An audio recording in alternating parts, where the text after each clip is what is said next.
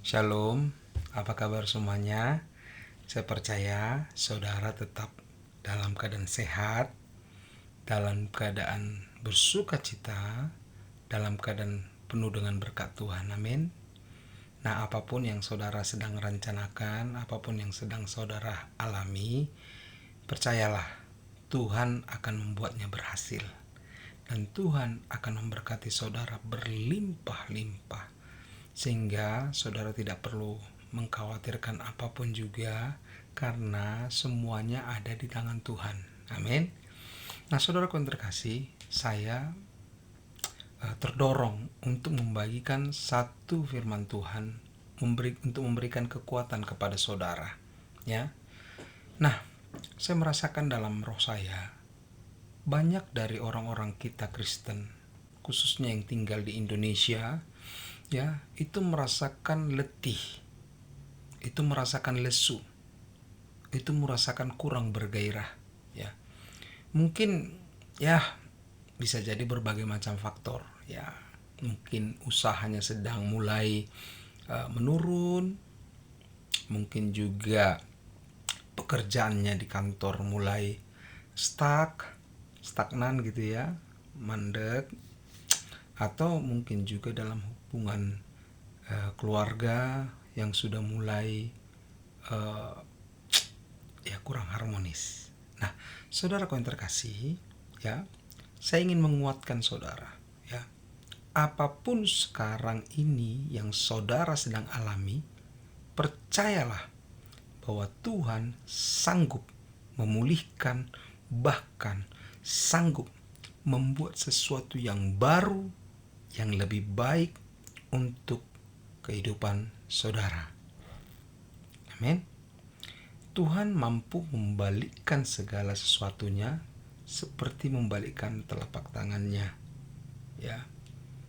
Tuhan mampu membuat sesuatu yang baru hanya dengan mengucapkan sepatah kata. Jadilah terang, maka terang itu jadi, ya.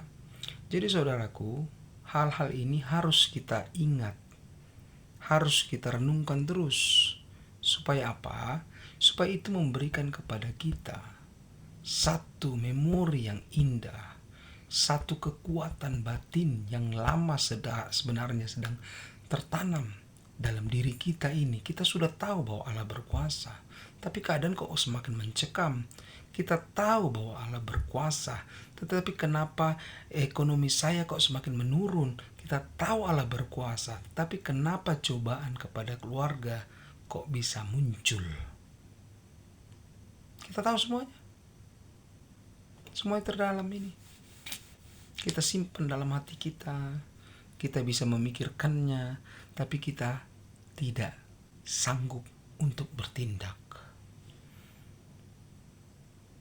Ini bukan masalah siapa yang benar, siapa yang salah. Ini bukan masalah apakah tindakan kita benar atau tindakan kita salah. Enggak. Ini adalah ketika engkau diperhadapkan dalam satu situasi, kau harus kembali kepada imanmu. Iman itu yang membuat saudara tetap bisa berjalan, tetap bisa teguh, tetap bisa mendorong ke depan segala macam rintangan. Bangkit. Amin. Nah, satu firman Tuhan saudaraku yang terkasih. Matius pasal 11 ayat 28. Marilah kepadaku semua yang letih lesu dan berbeban berat, aku akan memberikan kelegaan kepadamu. Yesus akan memberikan kelegaan kepadamu. Yesus akan memberikan kelegaan kepadamu. Datanglah kepada Yesus. Dia akan memberikan kelegaan kepadamu. Carilah Yesus, maka dia akan menemui engkau. Amin. Nah, saudara yang terkasih, keletihan ini, ya, bisa terjadi pada siapa saja. Bukan hanya kepada orang ya pekerja biasa, ya. Bisa juga terjadi ketika kita berada di dalam gereja. Kita bisa letih. Kenapa? Waduh, sumbangan lagi nih, janji iman lagi nih, KKR lagi nih,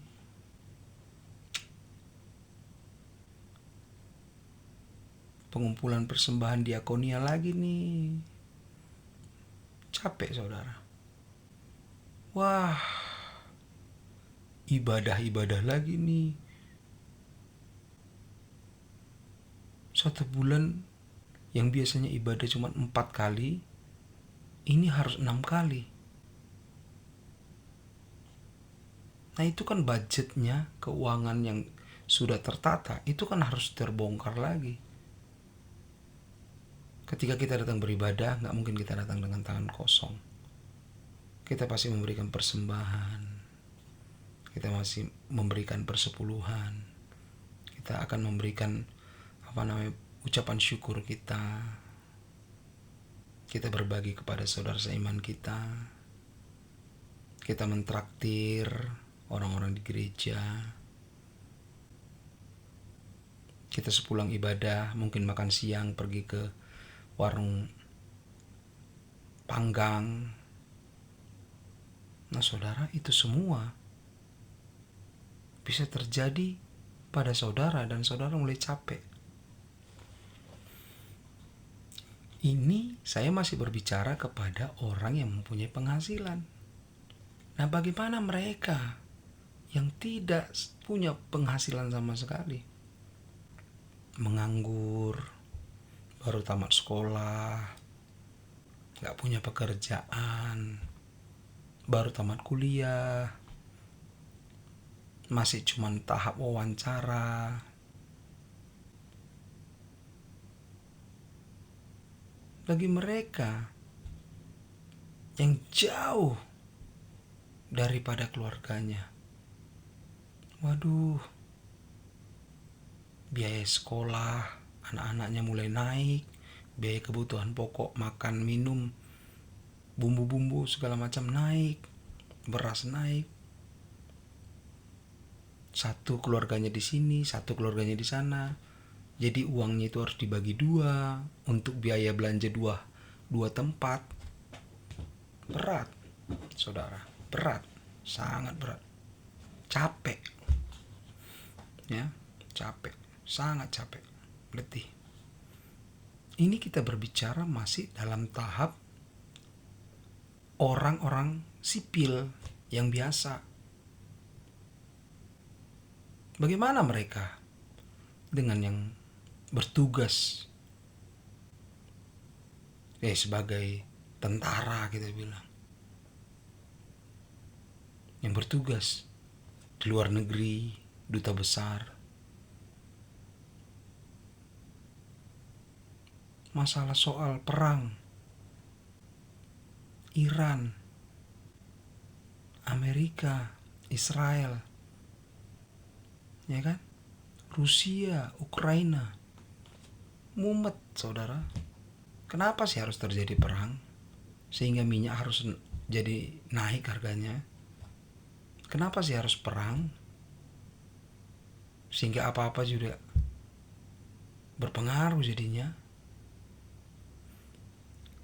Untuk itu Tuhan Yesus katakan, marilah datang kepadaku yang letih, lesu, dan berbeban berat. Yesus akan memberikan kelegaan kepadamu. Yesus akan membebaskan kamu. Yesus akan menyegarkan jiwamu. Yesus akan menyelamatkan engkau.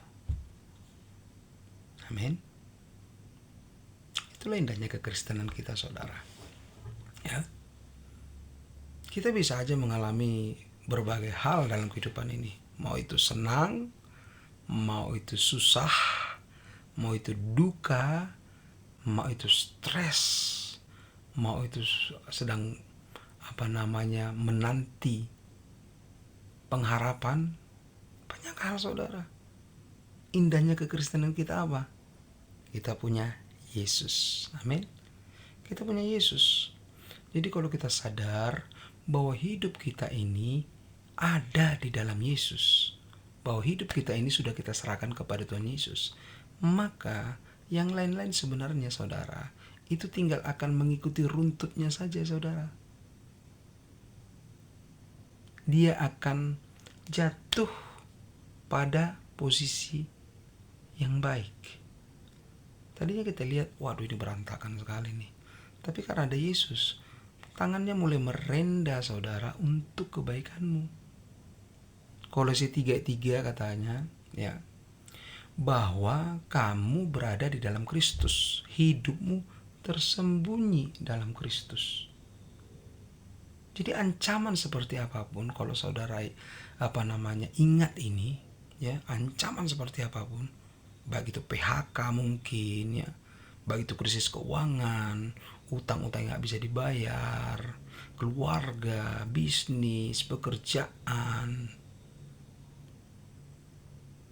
Ketika engkau yakin hidupmu tersembunyi dalam Kristus, maka kamu itu sebenarnya sedang berdiri pada posisi kemenangan, posisi yang menang. Karena Kristus sudah mengalahkan maut katanya. Dan Kristus mengatakan, dia sudah diberikan kuasa surga dan bumi ini. Ada kuasa yang dia pegang. Amin. Jadi ketika engkau tersembunyi di dalam dia, kira-kira apakah itu akan mengenai saudara? Enggak. Saudara mungkin mendengarnya, saudara mungkin melihatnya, tapi itu tidak akan kena kepada saudara. Amin. Marilah datang kepadaku yang letih dan lesu dan berbeban berat. Yesus akan memberikan kelegaan. Amin. Amin. Tuhan akan memberikan kelegaan kepadamu. Aku suka dengan satu bahasa yang mengatakan begini, ini bahasa kampung saya ini, ya. Speak life over your situation. Speak life over your situation.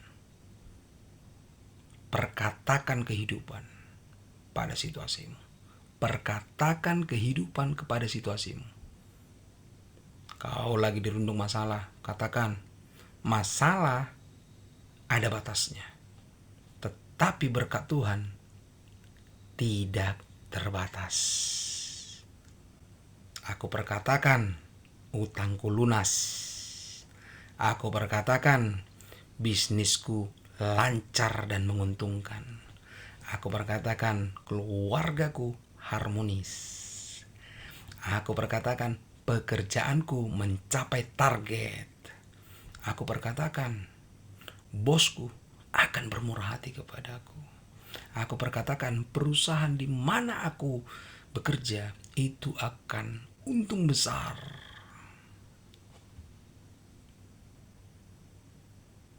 Bagi saudara yang dalam gereja, yang melayani sebagai jemaat juga, perkatakan, gerejaku gereja yang diberkati Tuhan. Gerejaku adalah gereja yang benar. Gerejaku ada Tuhan. Gerejaku akan memerintah. Gerejaku akan menjangkau sebanyak mungkin orang untuk Kristus. Gerejaku akan dipakai luar biasa. Amin. Ya dong. Jangan hukum Taurat terus. Kadangkala aku melihat di gereja, kalau kamu melakukan ini, maka kamu akan dapatkan ini katanya. Kalau kamu taat kepada ini, maka Tuhan akan memberkatimu begini.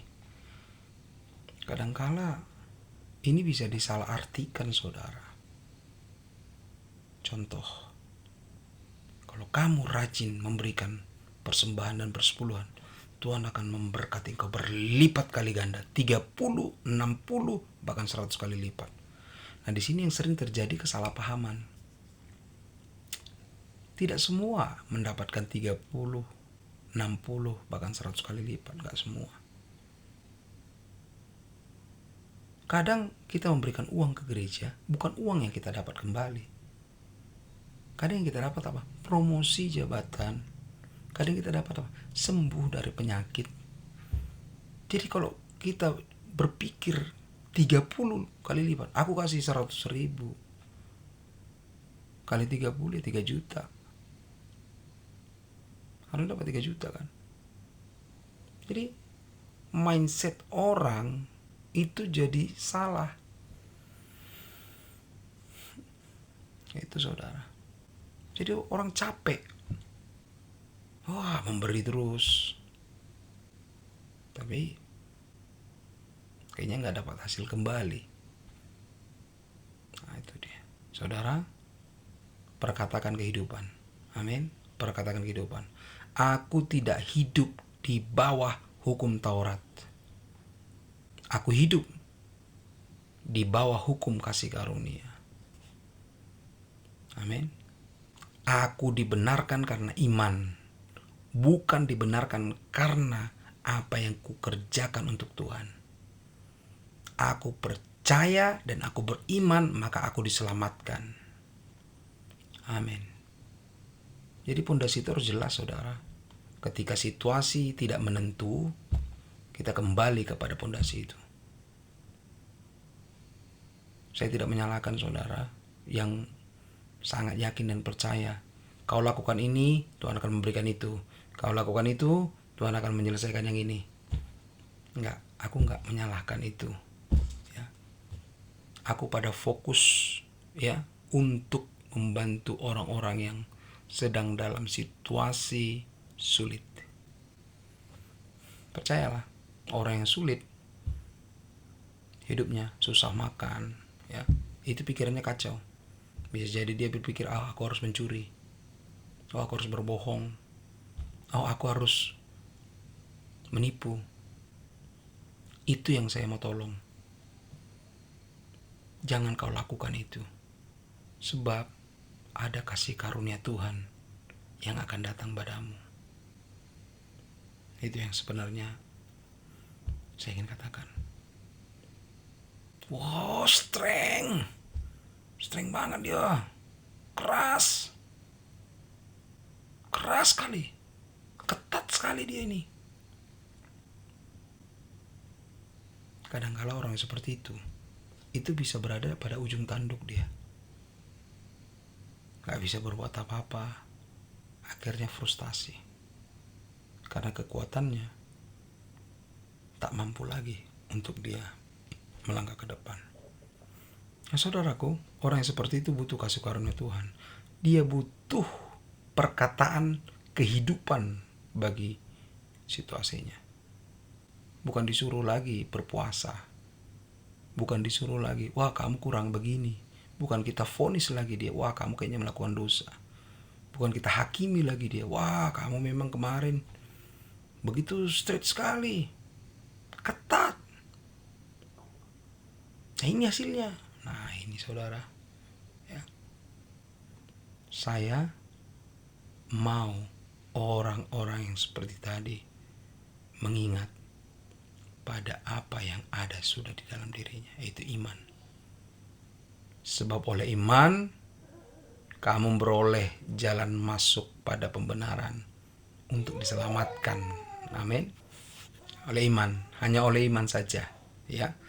Jadi ketika kamu berada pada titik seperti itu dan kamu mulai memupuk imanmu, naik dan naik.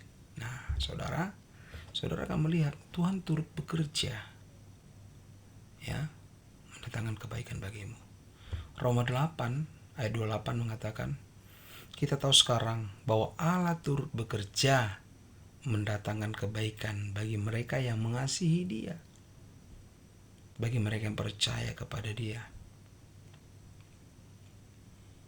Everything will fall unto the place, that the right place, not the wrong place, but the right place.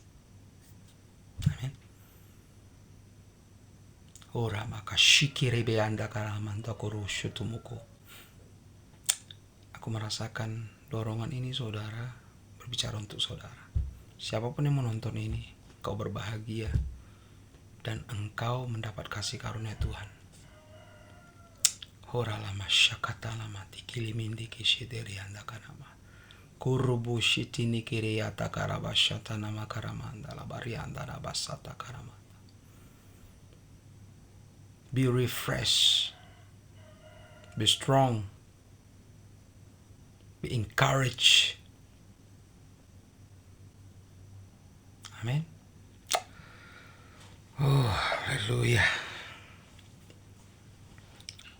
Roma 5 ayat 2, saudara. Oleh dia kita juga beroleh jalan masuk oleh iman kepada kasih karunia ini. Di dalam kasih karunia ini kita berdiri dan kita bermegah dalam pengharapan akan menerima kemuliaan Allah. Oleh iman kita masuk ke dalam satu dunia kasih karunia. Kita masuk ke dalam satu hukum yang namanya hukum kasih karunia. Hukum kasih karunia itu berbicara tentang engkau sebenarnya gak layak menerimanya. Tapi karena engkau percaya kepada Yesus, Yesus sudah bayar semuanya. Dan engkau bisa menikmati kebaikannya. Itu. Amin. Saya gak menentang orang yang kerja keras, saudara. Saya gak menentang orang yang taat. Jangan salah mengerti. Yang saya lihat adalah begini. Ketika engkau orang yang kerja keras, ketika engkau orang yang berpendirian teguh, tapi ada Tuhan pula ini yang mendorongmu, melumasimu, ya, kehidupanmu. Jadi engkau bisa berjalan lebih enak, lebih sedap gitu ya. Lebih enjoy, lebih diberkati, saudara. Itu kasih karunia. Amin. Itu kasih karunia, saudara. Itu kasih karunia. Ketika engkau menikmati hidupmu, itu kasih karunia. Ketika engkau ditolong, itu kasih karunia. Ketika engkau menerima mujizat, itu kasih karunia. Ketika engkau diberkati dengan bonus-bonus, dengan gaji-gaji yang tidak engkau sangka-sangka, itu kasih karunia.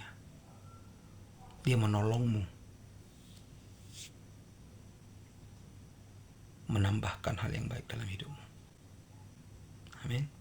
Ora makashikini mindiki shidilianda karamanda. Ura basyata karamanda. Engkau diberkati, engkau diberkati, engkau diberkati Tuhan Yesus. Hiduplah dalam kasih karunia Allah. Berdirilah dalam posisimu, yaitu engkau dari dalam Kristus sendiri. Speak life over your situation.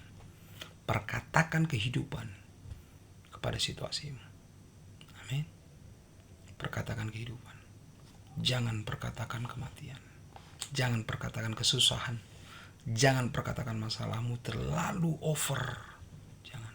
Perkatakanlah kehidupan. Apa itu kehidupan? Firman. Firman itu adalah kehidupan. Amin. Perkatakan firman. Perkatakan perkataan iman. Amin. Saudaraku yang terkasih, kadangkala ada orang-orang yang capek, yang letih itu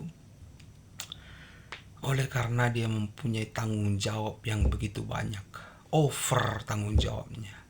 Dia harus bekerja, dia harus urusin rumah tangganya, dia harus urusin orang tuanya, dia harus urusin keluarga sanak family yang lain. Dia harus bayar sekolahnya, bayar kehidupannya, makan minum, beli pakaian, bayar listrik air. Ya. Ini rangkap tugas, saudara. Jadi udah over kapasitas. Yang seharusnya dia hanya bisa mungkin ya bertanggung jawab pada dirinya, keluarganya, mungkin orang tuanya. 3 ini hanya dia mampu. Tapi ketika masuk sanak familinya yang lain, oh ini dititipkan untuk kamu sekolahkan karena gak sanggup biaya. Nah itu, saudara, kadangkala itu membuat kita letih, membuat kita itu capek, ya. Nah, saudara yang terkasih, Matius 11 ayat 28 marilah kepadaku semua yang letih lesu dan berbeban berat, aku akan memberikan kelegaan kepadamu. Ingat ayat itu, saudara. Ketika engkau letih, datang kepada Yesus. Ketika engkau susah, datang kepada Yesus. Ketika engkau mau ditolong, datang kepada Yesus. Nah, ada juga memang yang menjadi masalah begini.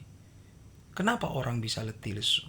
Mungkin hubungan antar dia dengan sesamanya ini, antar dia sama keluarganya, antar dia sama teman kerjanya, antar dia sepelayanan mungkin, ya, gak sehat. Nah, ini yang menjadi masalah, saudara. Ketika gak sehat, kamu pun jadi pening lah, ya kan? Mau jumpa lagi sama si kawan, pusing. Gimana ya, aku mau cari jalan lain aja. Aku gak pengen berhadapan, berpapasan sama dia. Pusing, saudara. Itu kalau hubungannya gak sehat. Digosipin lagi aku, saudara. Dibilang ini itu, lain sebagai macam. Aku dilaporin yang enggak kepada istriku misalnya. Saudaraku yang terkasih, firman Tuhan katakan apa? Marilah datang kepadaku yang letih dan lesu dan berbeban berat, aku akan memberikan kelegaan kepadamu. Nah, kalau kita baca ayat selanjutnya, saudara, dikatakan, pikullah kuk yang kupasang, sebab kukku itu enak dan bebanku itu ringan, saudara. Jadi apa maksud arti ayat ini, saudara? Apa maksudnya?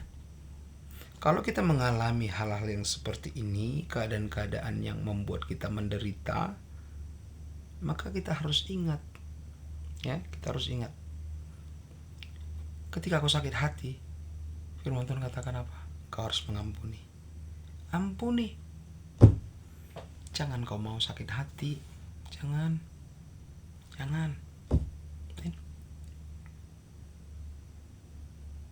Ya.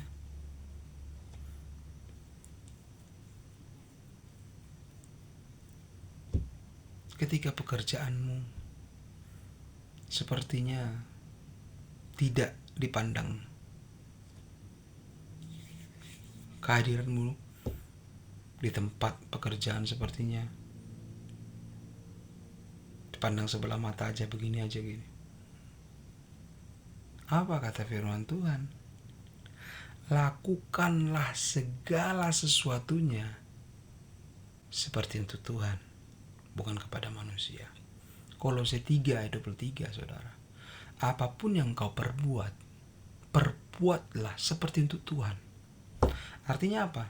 Kalau kau mengatakan dalam hatimu, aku mau bekerja pada pagi hari ini Tuhan, aku akan masuk bekerja jam 8, aku akan mengerjakan ini, aku akan sebagai sales Tuhan untuk menjual mobil ya Tuhan, aku pengen berjumpa dengan orang-orang yang membutuhkan mobil Tuhan, ataupun orang-orang yang memang baik kepada aku Tuhan, sehingga aku bisa menjual, sehingga aku mendapatkan capai target. Nah, itu ketika kau jalani hidup itu, kau bekerja, memang bersaing, tapi yang membuat berbeda apa? Kau melakukan untuk Tuhan. Kau gak fokus pada manusia. Si Anu merusak pekerjaan orang lagi nih, datang dekat sama saya, bahaya juga. Nah, itu kita coba taruh itu ke samping semua, saudara. Kita coba berpikir, Tuhan, aku mau bekerja, tapi aku mau melakukannya seperti untuk Engkau, supaya gak ada sungut-sungut, supaya jangan ada iri hati, supaya jangan ada sikap mementingkan diri sendiri. Percayalah, firman Tuhan katakan apa? bahwa Tuhan itu suka kepada orang yang rendah hati. Ya, dia suka kepada orang rendah hati. Dia akan memberkati saudara. Amin. Apapun itu, pekerjaan, keluarga, pelayanan, apapun itu. Amin.